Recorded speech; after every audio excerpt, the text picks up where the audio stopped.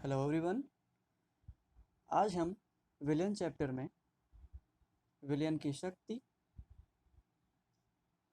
Parts पर million में सांद्रता और मोल प्रभाज के बारे में जानेंगे। हम सबसे पहले विलियन की शक्ति के बारे में जानते हैं।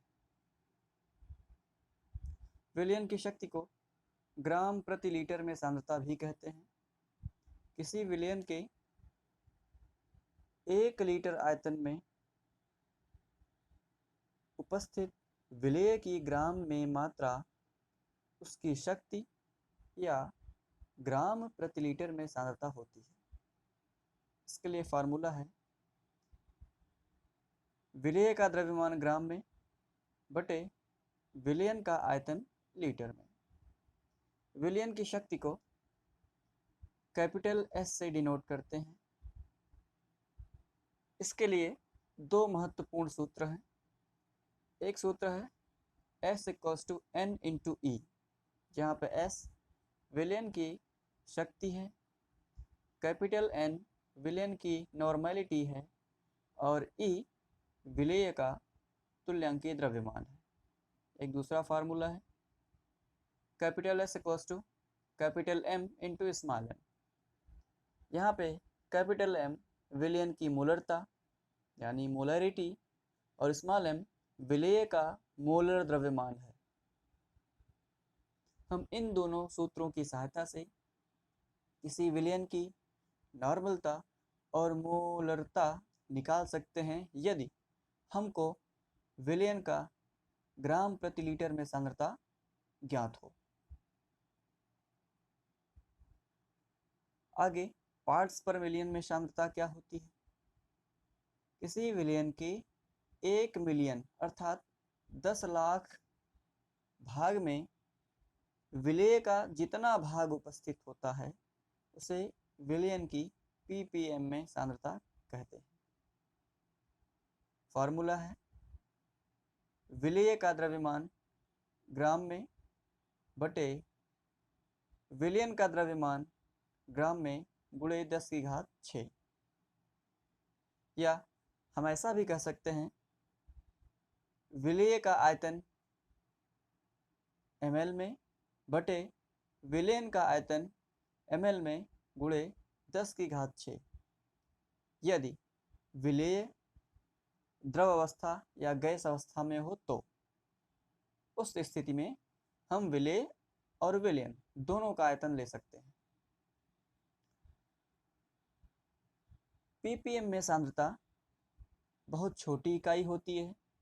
इसी तरह से 2 प्रकार की सांद्रताएं और होती हैं, ppb पार्ट्स पर बिलियन और ppt जिसका अर्थ है पार्ट्स पर ट्रिलियन।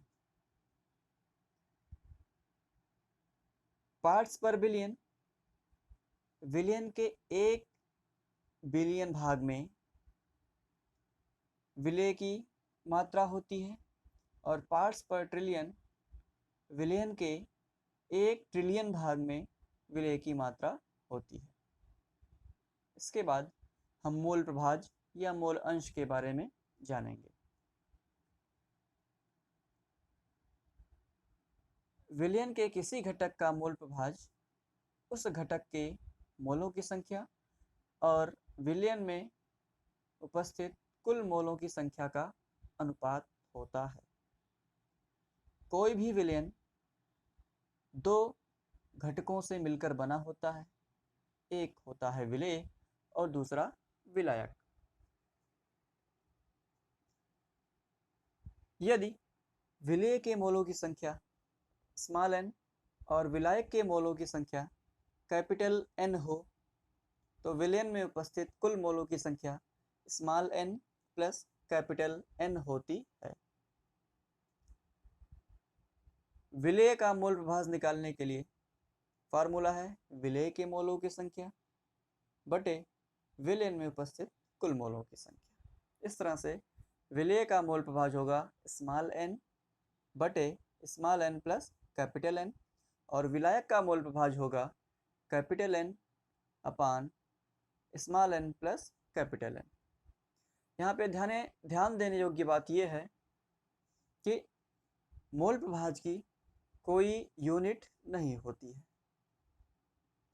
यदि किसी विलयन के सभी घटकों के मोल प्रभाज को जोड़ दिया जाए तो उनका योग सदैव 1 आता है। अब आगे हम कुछ प्रश्नों को देख लेते हैं। एक प्रश्न है, 500 ग्राम जल में सोडियम हाइड्रॉक्साइड के 10 ग्राम घोले गए हैं। विलयन की सांद्रता ग्राम प्रति लीटर में, विलयन की मोलरता और नॉर्मलता बतानी है।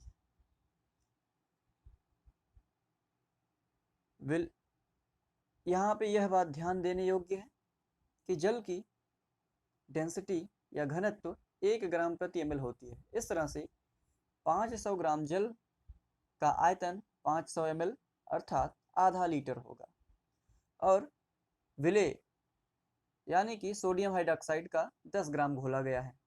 तो ग्राम प्रति लीटर में सांद्रता के सूत्र से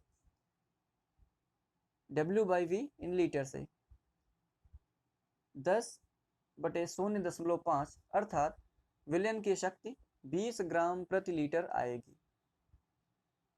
नॉर्मलता के फार्मूले से हम देखते हैं कि S बराबर N इंटू E। हमको S की वैल्यू मालूम है 20 ग्राम प्रति लीटर। सोडियम हाइड्रॉक्साइड के लिए तुल्यांकीय द्रव्यमान 40 होता है। इस तरह से नॉर्मलता 0.5 N आएगी और मोलरता भी 0.5 मोल प्रति लीटर आएगी। एक अगला प्रश्न है, 450 ग्राम जल में एसीटोन के 5.8 ग्राम घोले गए हैं। जल व एसीटोन के मोल प्रभाज बताने हैं और प्रश्न में यह भी दिया गया है कि जल का अणुभार 18 और एसीटोन का अणुभार 58 है। सर्वप्रथम हम जल और एसीटोन के मोलों की संख्या निकालते हैं। तो मोलों की संख्या निकालने के लिए फार्मूला N=W/M है। जल 450 ग्राम है, हम जल के अणुभार से भाग देते हैं तो 25 मोल आएगा और एसीटोन 5.8 ग्राम है, एसीटोन के अणुभार 58 से भाग देने पर 0.1 मोल आता है। जल के मोल प्रभाज निकालने के लिए जल के मोलों की संख्या बटे विलयन में कुल मोलों की संख्या, इस तरह से 9.96 × 10⁻1 आएगा और एसीटोन का मोल प्रभाज 0.1 बटे 0.1 धन 25 बराबर 3.98 × 10⁻3 आएगा। Thank you.